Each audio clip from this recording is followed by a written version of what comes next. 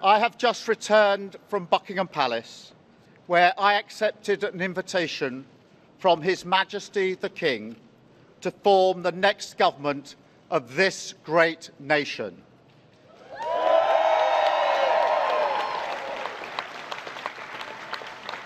I want to thank the outgoing Prime Minister, Rishi Sunak.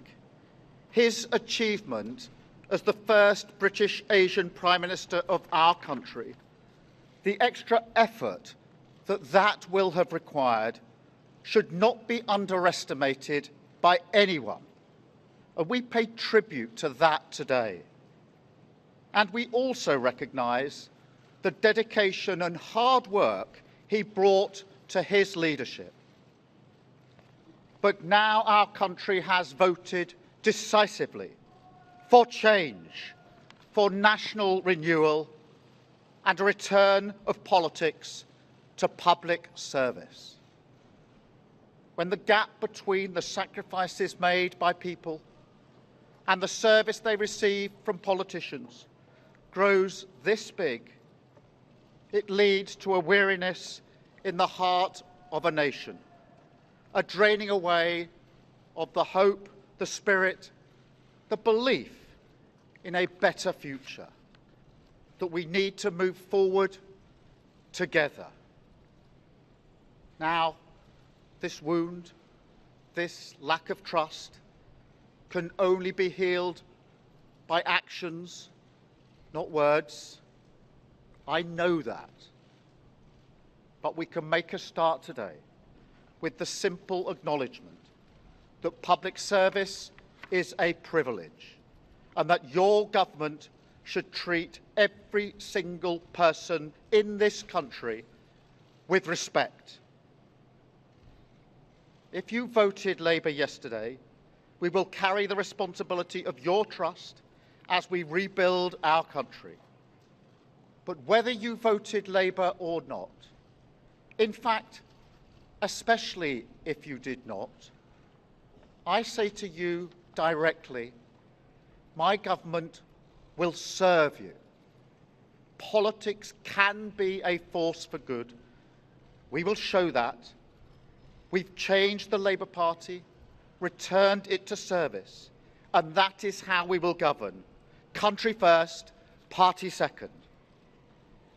Yet, if I'm honest, service is merely a precondition of hope, and it is surely clear to everyone that our country needs a bigger reset, a rediscovery of who we are, because no matter how fierce the storms of history, one of the great strengths of this nation has always been our ability to navigate a way to calmer waters.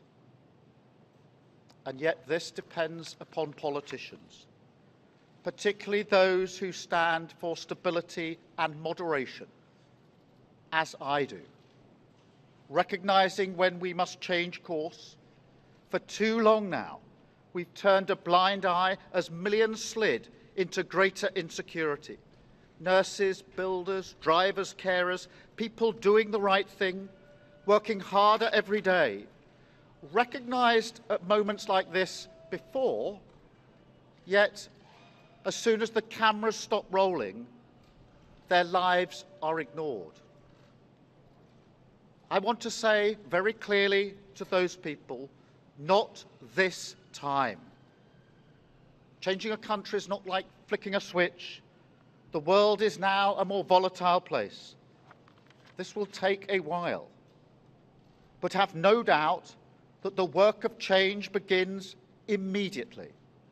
Have no doubt that we will rebuild Britain with wealth created in every community, our NHS back on its feet facing the future, secure borders, safer streets, everyone treated with dignity and respect at work, the opportunity of clean British power cutting your energy bills for good. And brick by brick, we will rebuild the infrastructure of opportunity, the world-class schools and colleges, the affordable homes that I know are the ingredients of hope for working people, the security, that working class families like mine can build their lives around. Because if I asked you now whether you believe that Britain will be better for your children, I know too many of you would say no. And so my government will fight every day until you believe again. From now on, you have a government unburdened by doctrine, guided only by the determination to serve your interest, to defy, quietly, those who have written our country off. You have given us a clear mandate, and we will use it to deliver change, to restore service and respect to politics, end the era of noisy performance, tread more lightly on your lives, and unite our country. 4 nations standing together again, facing down, as we have so often in our past, the challenges of an insecure world, committed to a calm and patient rebuilding. So, with respect and humility, I invite you all to join this government of service in the mission of national renewal.